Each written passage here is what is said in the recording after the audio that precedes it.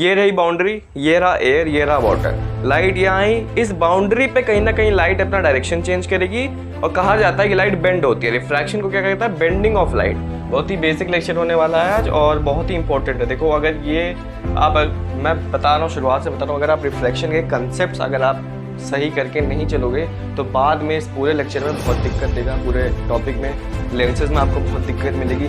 जब आप सबसे ज़्यादा दिक्कत मिलेगी जब आप रिफ्रैक्टिव इंडेक्स पढ़ोगे, जो इसके अगला वाला लेक्चर होगा। कुछ इफेक्ट्स ऑफ रिफ्रैक्शन पढ़ लेते हैं, बहुत मज़ेदार चीज़ है। मतलब इतना सीरियस लेक्चर था, इतने बेसिक कंसेप्ट पढ़े तो थोड़ी मज़े वाली चीज़ें भी कर लेते हैं। मतलब मज़े क्यों है? डेली लाइफ से रिलेट करती है भाई। मतलब उसमें डेली लाइफ एक्सपीरियंस है जो आप डेली लाइफ में रिफ्रैक्शन की फिनोमेना देखते हो।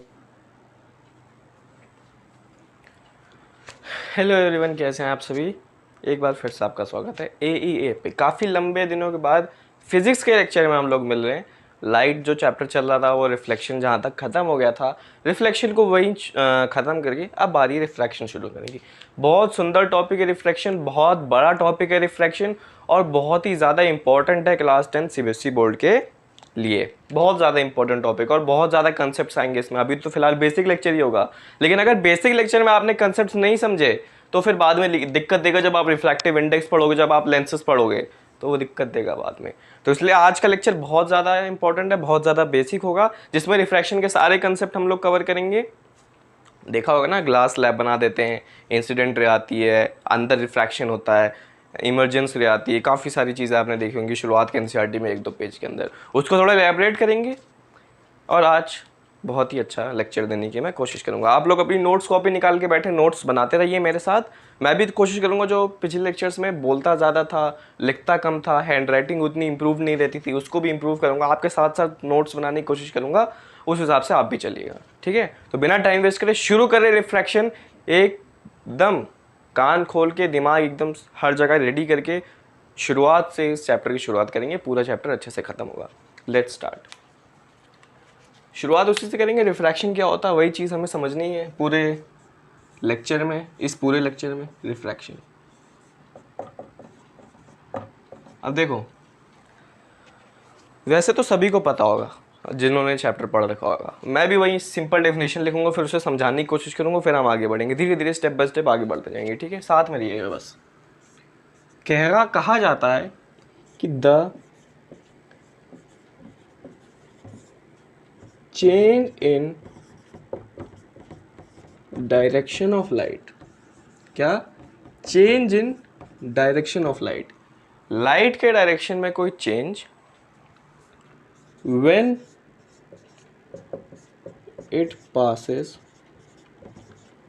From one medium to another. क्या कहा जाता है? Change in direction of light when it passes from one medium to another. अब मीडियम क्या है? देखो, मीडियम को समझो, कोई भी ट्रांसपेरेंट ऑब्जेक्ट जो अपने थ्रू लाइट को पास होने देता है उसे मीडियम कहा जाता है। फिर से, कोई भी ट्रांसपेरेंट ऑब्जेक्ट जो अपने थ्रू लाइट को पास होने देता है उसे मीडियम कहा जाता है। यहां हम इस चैप्टर में 3 बेसिकली मीडियम की बात करेंगे, जो है ग्लास, एयर और वाटर। इन 3 मीडियम पे बेसिकली हम चर्चा करेंगे। अब ये लाइन क्या कह रही है? मतलब अगर लाइट मान लो इस मीडियम में चल रही है, मान लो अभी लाइट हवा में चल रही है, उसके बाद लाइट अगर सडनली ग्लास में जाए, या लाइट अपना मीडियम चेंज कर ले, पहले एयर में चल रही थी, कहीं पे भी ग्लास का स्लैब आ गया, कुछ भी ग्लास वाली चीज़ आ गई, या चलो वाटर कह लो, वाटर से इजीली समझ जाओगे। एयर में चल रही थी, वाटर आ गया, अब उसको वाटर में जाना पड़ेगा। तो जो बाउंड्री होगी ना, इन दोनों मीडियम की जो बाउंड्री होगी, मान लो यहाँ तक एयर चल रहा था, ये बाउंड्री है और यहाँ वाटर शुरू होने वाला है। तो लाइट क्या करती है? लाइट इस बाउंड्री पे अपना डायरेक्शन चेंज कर लेती है। मतलब इस डायरेक्शन चेंज को आप कह सकते हो बेंडिंग। बेंड हो जाती है लाइट। क्या हो जाती है? बेंड हो जाती है। समझाऊं? लिख भी लो पहले कि bending of light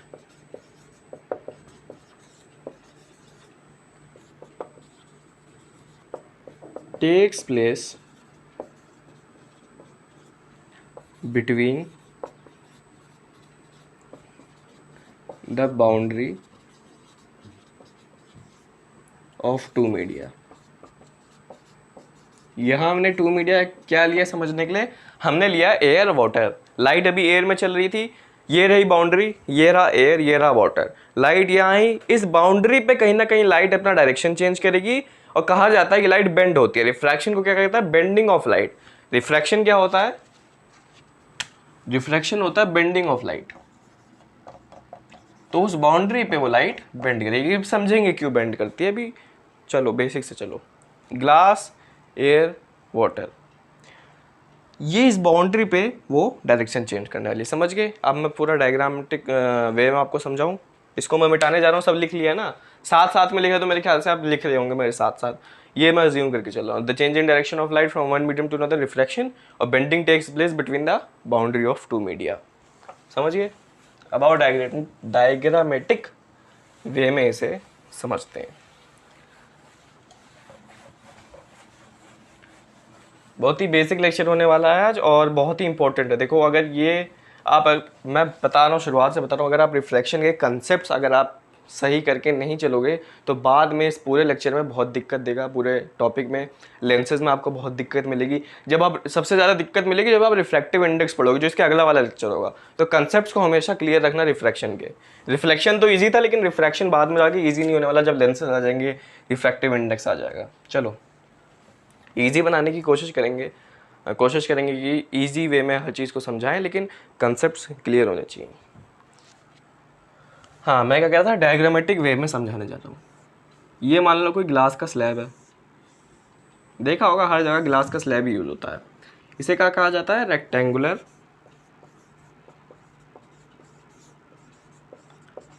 glass slab,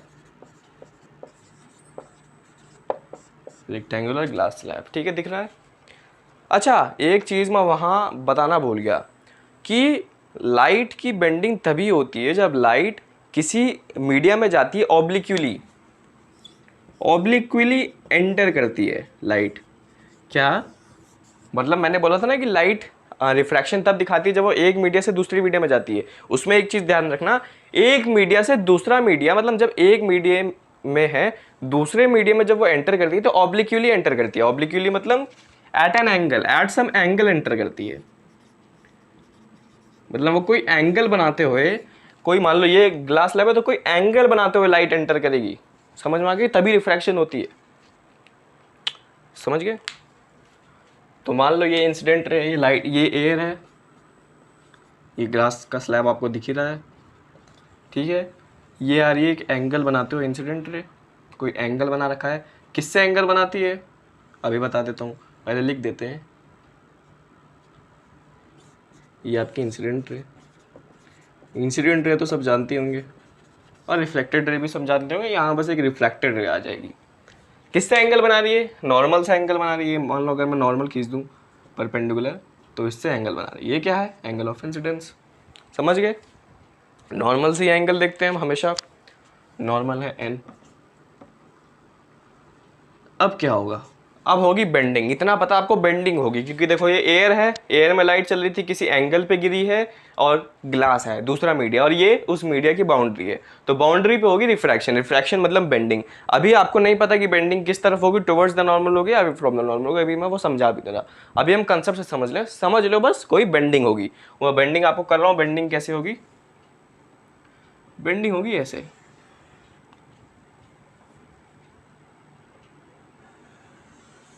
ठीक है।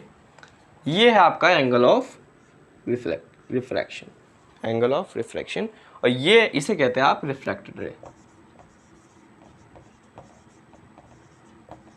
समझ गए।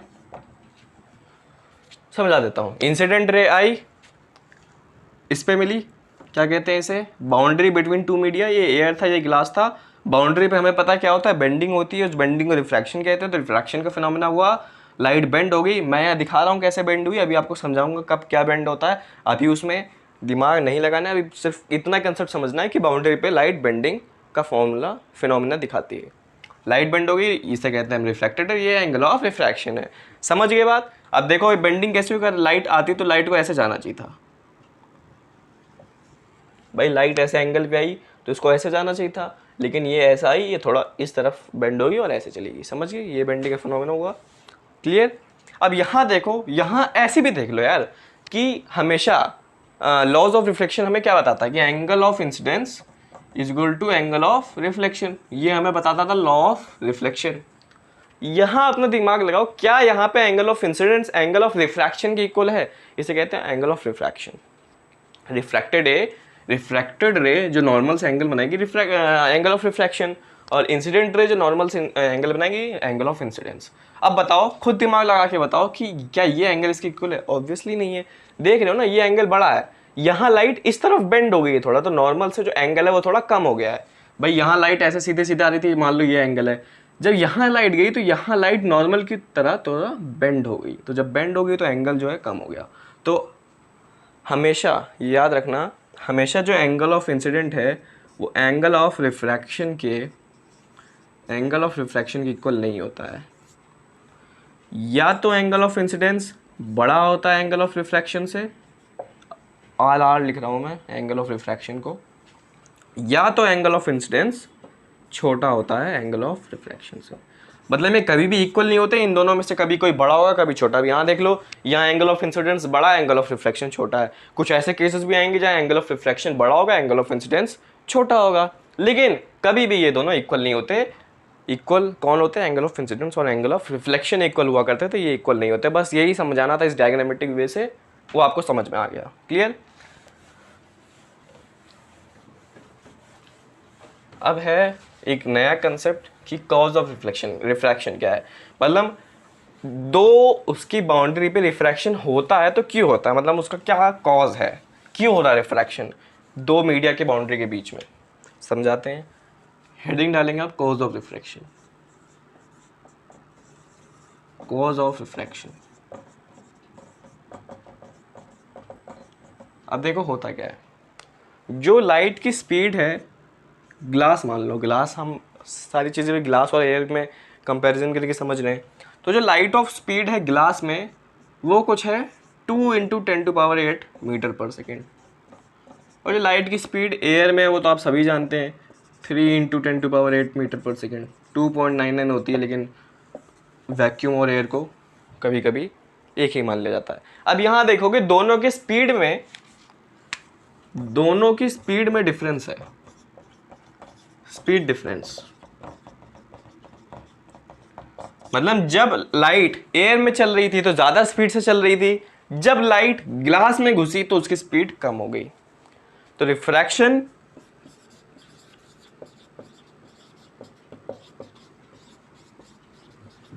occurs due to change in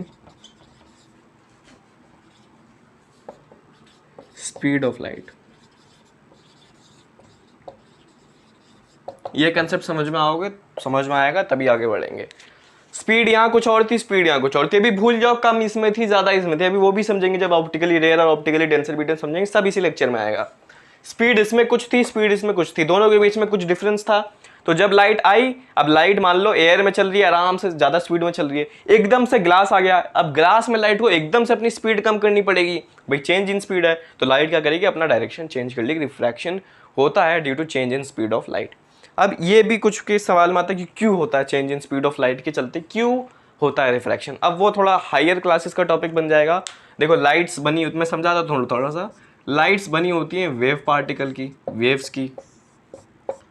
तो जब लाइट एक एंगल पे गिरती है ना, जब लाइट ऐसे एक एंगल पे गिरती है, तो ये रेक्टेंगुलर ग्लास स्लेब है, अब लाइट बनी है ऐसे वेव पार्टिकल की, यहाँ वेव्स हैं, डिफरेंट वेव्स हैं। अब जो यहाँ वाली वेव्स होंगी वो जल्दी पहुँचेंगी इस ग्लास स्लैब में, यहाँ वाली वेव्स थोड़ी लेट पहुँचेंगी, इस वजह से बेंडिंग हो जाती है। नहीं समझ में आएगा काफ़ी बच्चों को। लाइट बनी होती है, अभी मतलब समझना भी नहीं है, कोई ज़रूरी भी नहीं है, लेकिन तब भी मैं थोड़ा सा ताकि बेस बनाए ना। लाइट बनी होती है वेव्स पार्टिकल की, तो वेव्स देखो एंगल पे गिर रही है ना, समझो लाइट एक एंगल, ये पूरी लाइट की वेव से लाइट की बीम है, ये लाइट की बीम एक एंगल पे गिर रही है, और रेक्टेंगुलर ग्लास स्लैब है, तो जो ये वाला पार्ट होगा वो जल्दी गिरेगा, ये वाला थोड़ा लेट गिरेगा। मतलब कुछ लाइट के वेव्स पार्टिकल थोड़ा जल्दी एंटर करेंगे उस रेक्टेंगुलर ग्लास स्लैब में, और कुछ थोड़ा लेट करेंगे, इस वजह से बेंडिंग हो जाती है। क्लियर। और मेन है ये due to change in speed of light. Clear हो गया, कॉज ऑफ रिफ्रैक्शन क्लियर है, सब क्लियर है, बहुत बढ़िया। अब हम पढ़ लेंगे ऑप्टिकली रेयर डिफरेंस का मतलब क्या है, ऑप्टिकली रेयर मीडियम क्या होते हैं, ऑप्टिकली डेंसर मीडियम क्या होते हैं, बस वो पढ़ लेना, ख़त्म वो टॉपिक। देखो optically rare and denser medium,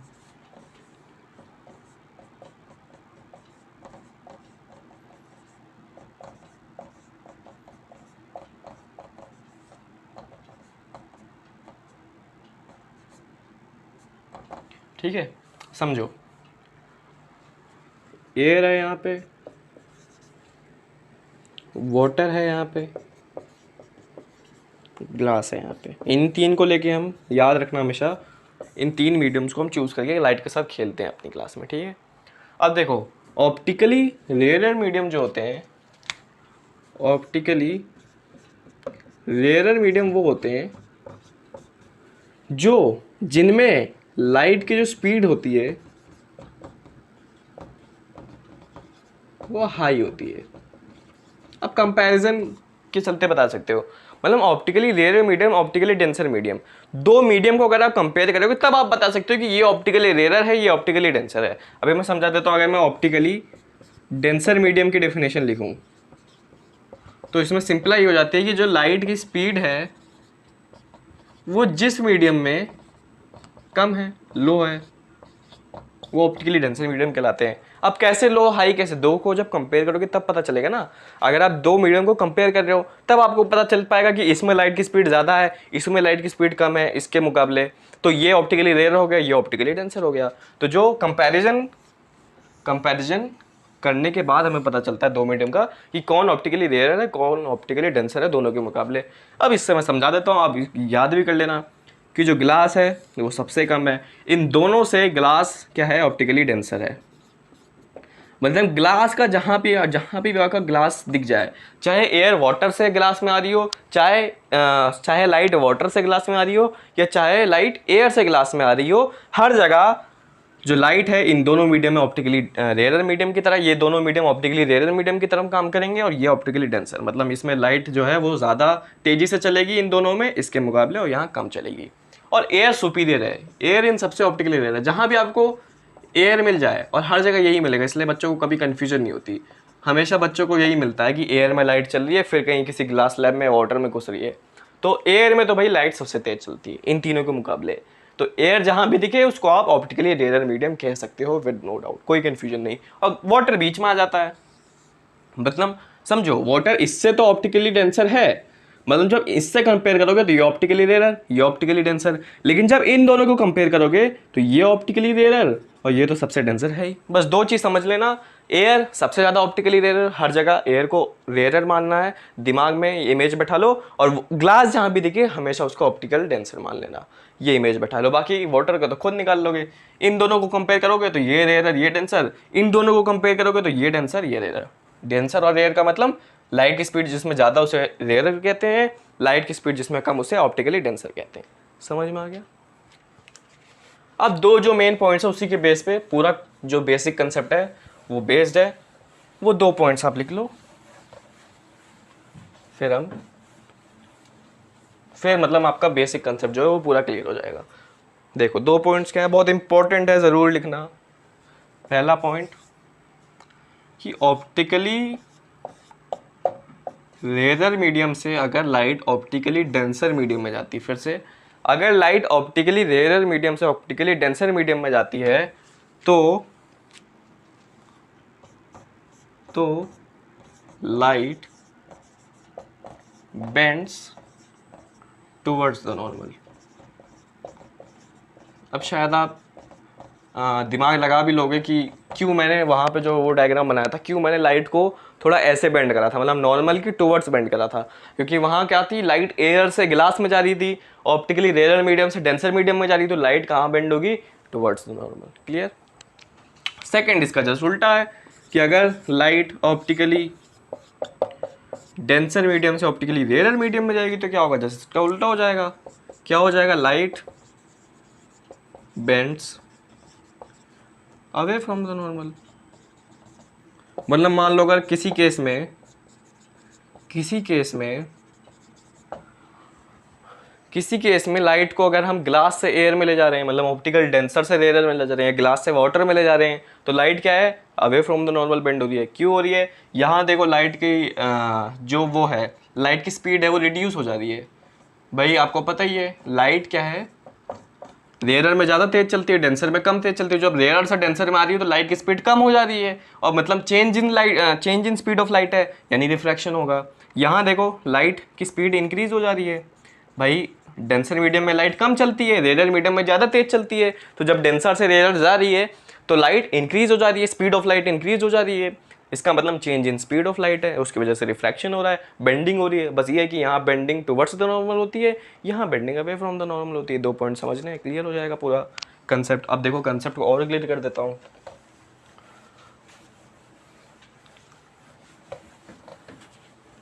कैसे क्लियर करूँगा देखना, यहाँ पहला, यहाँ दूसरा, ये एक ग्लास स्लैब, ये एक ग्लास स्लैब, ठीक है, समझना। यहाँ है वाटर, ठीक है, ये है ग्लास, ये है ग्लास, और ये है एयर, यहाँ भी एयर ही है, ठीक है। मैं कह रहा हूँ एयर लाइट जो है वो किसी स्पीड से चल रही है, वाटर में चल रही है, और वो ग्लास में किसी एंगल से, नॉर्मल पे कोई एंगल बना के, एंगल ऑफ इंसिडेंस बना के ग्लास के बाउंड्री पे पहुंच के ग्लास में घुसने वाली है। मैं यहाँ कह रहा हूँ कि जो लाइट है वो ग्लास में चल रही है और बाउंड्री पे पहुंच के एयर में जाने वाली है। ये यहाँ नॉर्मल है, एंगल ऑफ इंसिडेंस, समझ गए। अब इन दोनों केस में बता दो कि बेंडिंग किस तरफ होगी, टुवर्ड्स द नॉर्मल होगी, अवे फ्रॉम द नॉर्मल होगी। ये पूरा नॉर्मल है, टुवर्ड्स द नॉर्मल होगी। अभी बाहर नहीं निकालना, मतलब ऊपर नहीं ले जाना या बाहर नहीं निकालना, सिर्फ अंदर बता दो कैसे होगी, कंसेप्ट आपका क्लियर हो जाएगा। देखो यहाँ क्या है, ये है वाटर, वाटर है बीच में आता है और ग्लास सबसे नीचे आता है, यानी जो वाटर है वो ऑप्टिकली रेयर है देन ग्लास।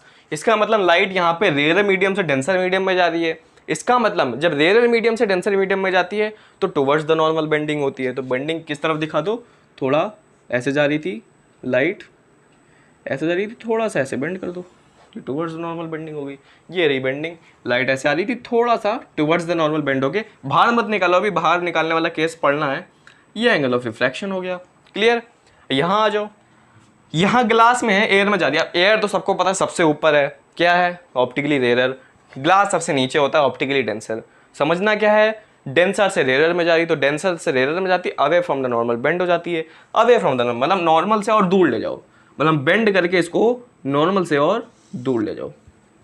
यहाँ बेंडिंग हुई और बेंडिंग करके सीधा नॉर्मल से दूर ले जाओ।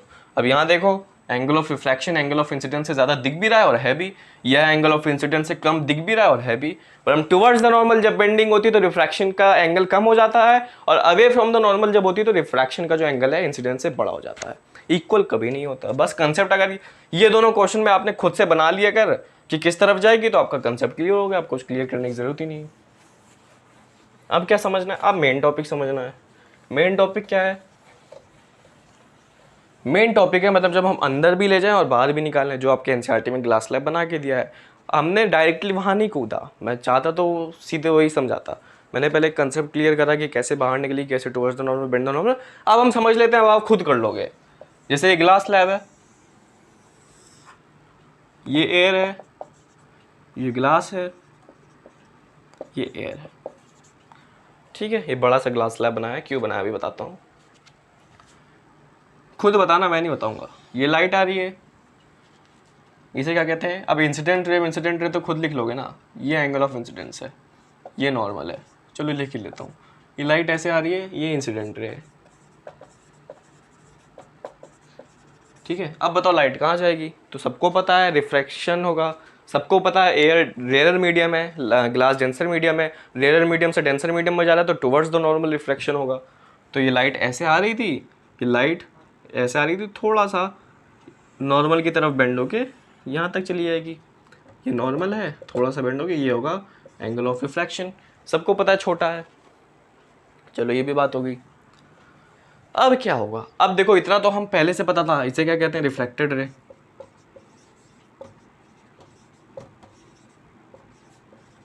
इसे क्या कहते हैं, रिफ्लेक्टेड रे। अब एक चीज समझना, अब यहां फिर से रिफ्लेक्शन होगा, क्यों होगा, क्योंकि अभी ये रिफ्रैक्टेड रे जो है वो ग्लास में चल रही थी, तो इसको एक तरह से इंसिडेंट रे मान लो, ये ग्लास में से चल रही है, अब इसको पहुंचना है एयर में, मतलब ग्लास में कोई रे चल रही थी, अब इसे जाना है एयर में, तो अब क्या होगा, डेंसर मीडियम से रेयर मीडियम में जा रही है, तो अगर मैं यहां नॉर्मल बनाऊं, अगर मैं यहां नॉर्मल बनाऊं,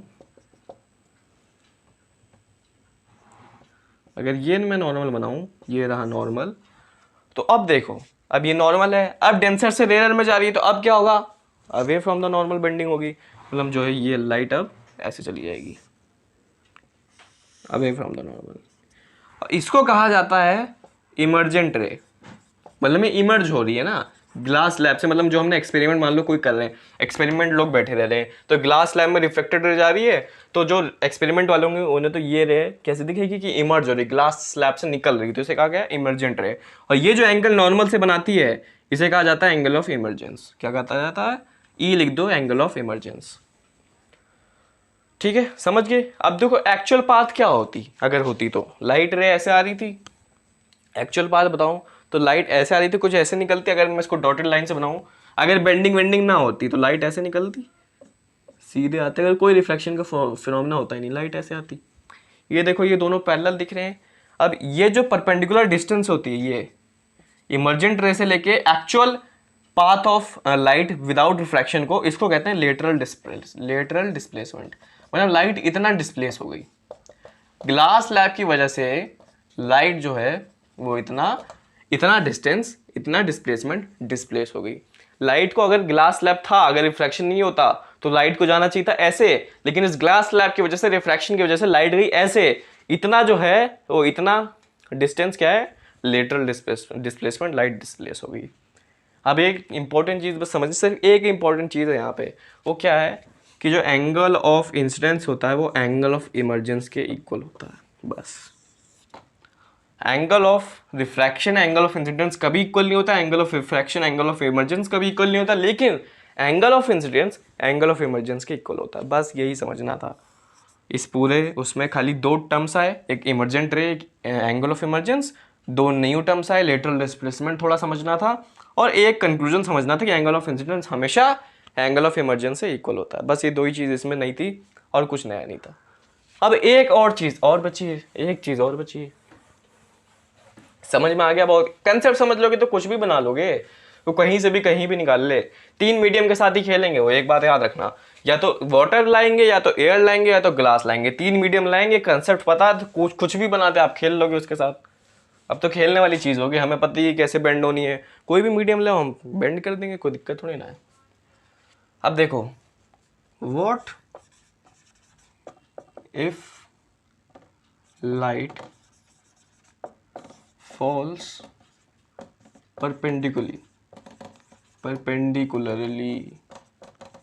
अब जिन बच्चों को ये चैप्टर पता, उनको तो ये पता होगा, जिन बच्चों ने चैप्टर नहीं पढ़ा, उनसे मैं पूछना चाहता हूं कि अगर लाइट रे एयर में चल रही है, ये ग्लास स्लैब है, अगर एक लाइट रे 90 डिग्री फॉल होगी, मतलब जो इंसिडेंट रे है वो नॉर्मल भी यही है, नॉर्मल से 90 डिग्री एंगल बनाएगा, इंसिडेंट रे मतलब परपेंडिकुलरली फॉल होगा, तो क्या होगा। जिन बच्चों ने चैप्टर पता उन्हें पता होगा, जिन बच्चों को चैप्टर नहीं पता वो एक बार पॉज करके वीडियो 2 सेकंड 3 सेकंड सोचे कि कुछ तो अलग होगा भाई, कोई अलग केस है, 90 डिग्री एंगल बना रहा है, क्या होगा वो सोचो, क्या रिफ्रैक्शन होगा, क्या रिफ्रैक्शन नहीं होगा, अगर नहीं होगा तो क्यों नहीं होगा। देखो हमने रिफ्रैक्शन की डेफिनेशन पे ये बता दिया था कि जो लाइट है वो ऑब्लिक्यूली पड़नी चाहिए ग्लास स्लैब पे। ऑब्लिक्यूली का मतलब एट एन एंगल, कोई एंगल बनाते हुए।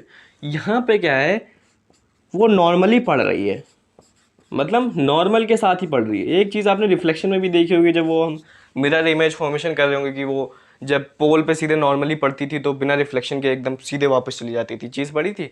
तो नॉर्मली का ना, ये लाइट के चैप्टर में कोई चीज़ नॉर्मली अगर पड़े, लाइट अगर नॉर्मली किसी भी चीज़ पे इंसिडेंट हो तो बहुत ज़्यादा अलग महत्व होता है उसका।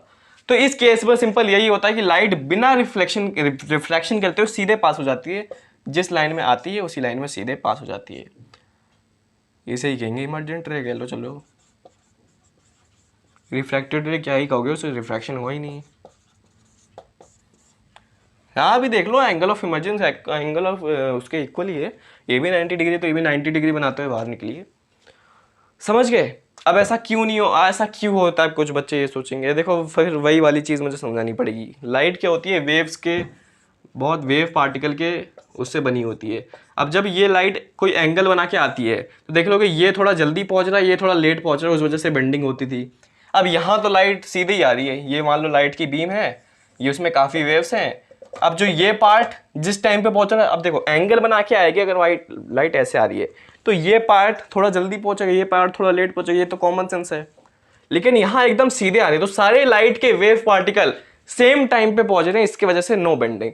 यहाँ पे थोड़े जल्दी पहुंच जा रहे हैं, थोड़े वेव पार्टिकल लेट पहुंच जा रहे हैं, बेंडिंग हो जाती है। यहाँ सारे वेव पार्टिकल सेम टाइम पे पहुंच रहे हैं, नो बेंडिंग। ये इसका थोड़ा सा कंसेप्ट है जो मैंने समझाना चाहा। वैसे आपको इसके मतलब क्यों हुआ वो आप हायर क्लासेस में जाके पढ़ोगे, अभी आपको कुछ समझने की जरूरत है नहीं, लेकिन तब भी मैंने समझा दिया था कि थोड़ा तो आइडिया रहे कि क्या चीज़ क्यों हो रही है। क्लियर? बस यहाँ पर टॉपिक भी क्लियर, हमारा बेसिक इतना ही था रिफ्रैक्शन का। एक और चीज़ बच रही है, इसमें मैं डिस्कस कर लेता हूँ।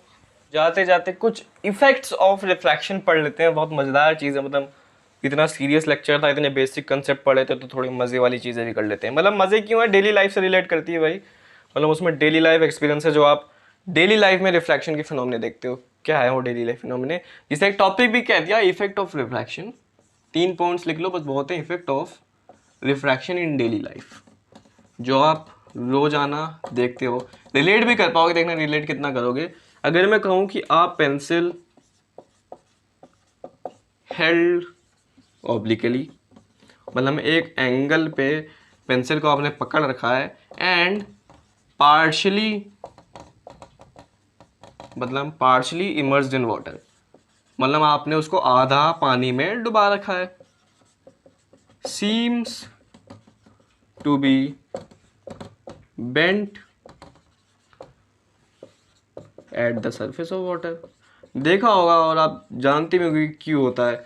अगर नहीं देखा तो अभी घर में एक्सपेरिमेंट कर लो भाई। एक पेंसिल लो, उसे एक एंगल पे पकड़ो, सीधा मत पकड़ना वरना नहीं होगा। पानी का जार लो, उसे एक एंगल पे पकड़ो, एंगल पे उसको आधा डुबाना, ये नहीं पूरा मत डुबा देना, पकड़ के रहना, आधा डुबाना और एक एंगल पे डुबाना, ये नहीं ऐसे सीधा पकड़ रखा। एंगल पे डुबाओगे तो आप देखोगे जो सरफेस होगा ना वाटर, मान लो ये वाटर है, ये पूरा वाटर है, तो यहाँ यहाँ आपने डुबा रखा है, ठीक है, पकड़ रखा है, एक एंगल पे डुबा रखा है, तो यहाँ से थोड़ी पेंसिल बेंड दिखेगी। क्या है?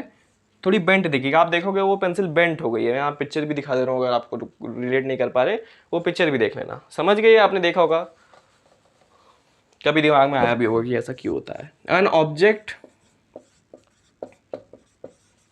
Appears to be raised under water.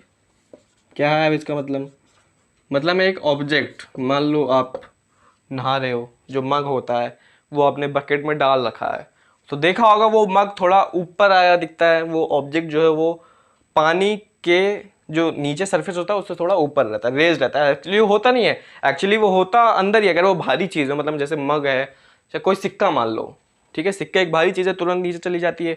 वो सिक्का नीचे तो रहता है, लेकिन अगर आप उसे देखोगे तो वो दिखता थोड़ा ऊपर ही है, मतलब जहाँ वो रहता है उससे थोड़ा ऊपर दिखाई देता है। ये चीज़ एक रिफ्रैक्शन की वजह से होती है। एक और चीज़ होती है कि आप pool depth appears to be less than it actually is। मतलब जो एक पूल है, मतलब स्विमिंग पूल है कोई, तो अगर ये भी कॉमन है, देखा होगा कोई स्विमिंग पूल देखा होगा, उसकी जो डेप्थ है वो कम लगती है। अगर आप स्विमिंग पूल को देखो तो लगता है कि ये जो पानी है उसकी डेप्थ बहुत कम है, पानी ऊपर, मतलब आप पैर रखोगे और ये डेप्थ खत्म हो जाएगी, लेकिन एक्चुअली में होता नहीं। जब आप स्विमिंग पूल में कूदते हो तो पानी एकदम बहुत नीचे तक होता है, दिखता नहीं। ऊपर से देखोगे लगेगा कि बिल्कुल यहीं तक है पानी, मतलब आपके हाथ जितना ही लगता है ना, ऐसा देखा करो कभी। ये सब फिजिक्स वाली चीज़ तो डेली लाइफ से रिलेट करती है, लेकिन वो एक्चुअली होता ऊपर है, होता ऊपर है, दिखता ऊपर है उसकी डेप्थ, लेकिन एक्चुअली में वो होती नीचे। ये भी रिफ्रैक्शन की वजह से होती है। तो ये 3 चीज़ थी, 3 पॉइंट याद रखना। अगर मान लो कोई क्वेश्चन बन जाए कि mention any 3 effects of refraction, तो आप 3 पॉइंट लिख सकते हो। ठीक है, तो यहीं ये लेक्चर खत्म होता है। अगले लेक्चर में हम करेंगे लॉ ऑफ रिफ्रैक्शन। और लॉ ऑफ रिफ्रैक्शन हम इस लेक्चर में क्यों नहीं करा, क्योंकि लॉ ऑफ रिफ्रैक्शन से रिफ्रैक्टिव इंडेक्स का गेट खुल रहा है, और रिफ्रैक्टिव इंडेक्स अपने में एक अलग टॉपिक है, अपने में बहुत बड़ा टॉपिक है। तो रिफ्रैक्टिव इंडेक्स को समझना पड़ेगा अच्छे से, वहीं काफ़ी बच्चों को कन्फ्यूजन होती है।